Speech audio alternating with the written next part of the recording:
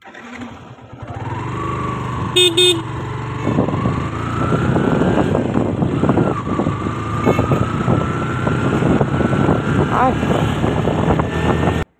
আলাইকুম, সবাই কেমন আছেন? আশা করি সবাই ভালো আছেন।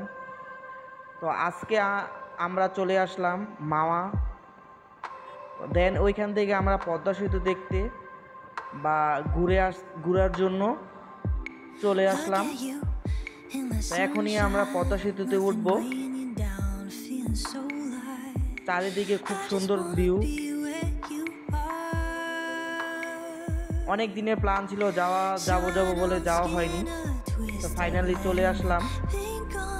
খুব সুন্দর, অনেকেই হয়তো ঘুরে আসছে এখান থেকে।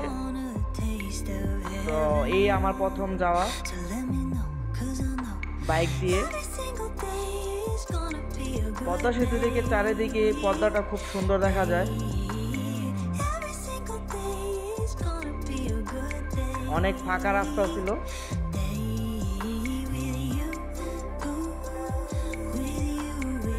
তো আমরা ফুলিয়া, বাঙ্গা, ফরিদপুর পর্যন্ত যাই। তো এই ভিডিওটা শুধু পদ্মা সেতু সম্পূর্ণ ওঠা থেকে নামা পর্যন্ত। পরবর্তী ফুলিয়া, বাঙ্গা এবং ফরিদপুর একটা ভিডিও আছে, সবাই দেখবেন।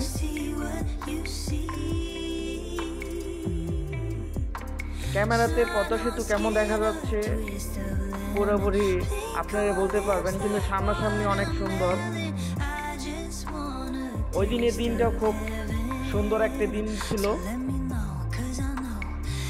কোনো রোদ নাই, শুধু বাতাস, মেঘলা মেঘলা ছিল। সারাদিন ঘুরে খুবই মজা পেলাম। আর এখানে দাঁড়ানোর কোনো অপশনই নেই, কারণ কিছুক্ষণ পরপরই দেখবার জন্য লোক দাঁড়ানো ছিল। সেজন্য দাঁড়িয়ে কোনো ভিডিও বা ছবি তুলতে পারিনি।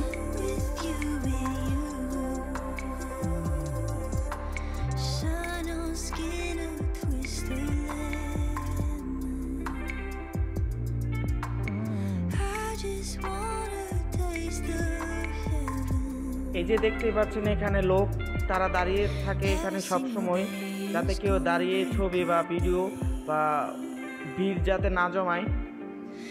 তো ভিডিওটা কেমন লাগতেছে সবাই দেখেন, আর কেমন লাগে কমেন্ট করে জানাবেন। আর কে কে পদ্মা সেতুতে উঠছেন বা পার হয়েছেন সবাই জানাবেন। আর যারা তো ওইদিকে যাদের বাঙ্গা, ফরিদপুর, গোপালগঞ্জ, বরিশাল যাদের বাসা আছে, তারা তো এখন পদ্মা সেতু দিয়েই যাওয়া হয়, খুব দ্রুত যাওয়া যায়। তো সম্পূর্ণ ভিডিওটি দেখতে থাকুন, ভিডিওটি উপভোগ করতে থাকুন। কেমন লাগে কমেন্ট করে জানাবেন। যারা নতুন আছেন অবশ্যই পেজটাকে ফলো দিয়ে দিবেন, ভিডিওটি শেয়ার করে দিবেন। আগের মতন ভিডিও দিতে পারি না ওই রকমভাবেই, তো চেষ্টা করি সবসময় যাওয়ার জন্য।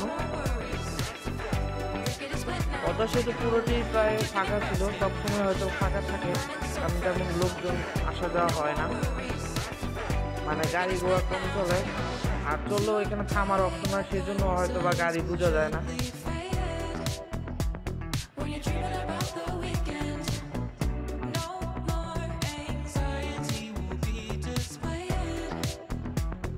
সামনাসামনি খুব সুন্দরই লাগতেছিল।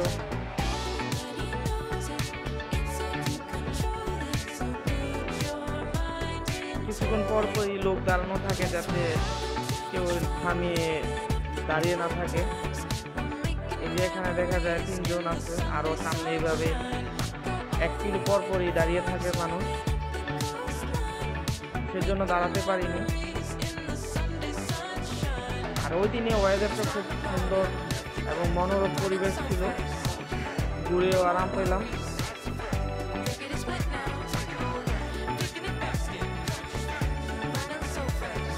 এই গাড়িটা নষ্ট হয়ে দাঁড়িয়ে আছে।